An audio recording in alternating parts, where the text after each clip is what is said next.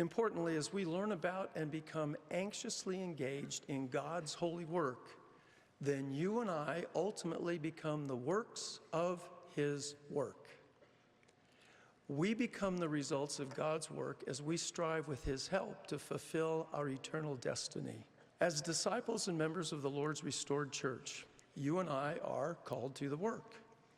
And in different seasons of our lives, we fulfill various purposes and responsibilities. Through the power of God's grace and mercy, every act of selfless service that we render helps us become more acquainted with the Master whom we represent and draws us closer to Him. As we each labor in mortality to accomplish God's purposes, we are proved, polished, and prepared for eternal blessings. We literally are the wondrous works of God's work, the very reason for His eternal plan and for the infinite and eternal atoning sacrifice of His only begotten Son.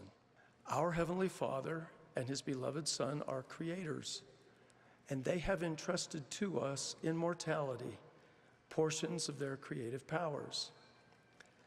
Our particular ability to work and create is significant spiritually, precisely because it is central to the Father's plan and constitutes one of the ultimate expressions of our divine potential.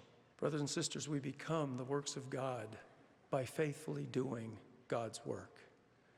Devoted disciples consistently and conscientiously, according to their individual abilities and circumstances, act as agents to do or make something in both the temporal and spiritual aspects of their lives and in their service to others. In the Scriptures, we are admonished repeatedly to cease to be idle, to not idle away our time, and to not waste the days of our probation.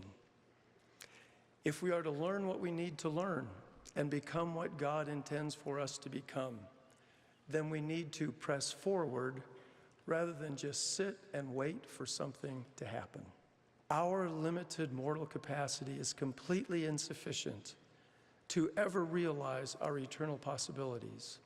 We need and depend upon the grace, strength, inspiration, and means that only the Lord can provide. This is another reason work is essential to our spiritual growth and development.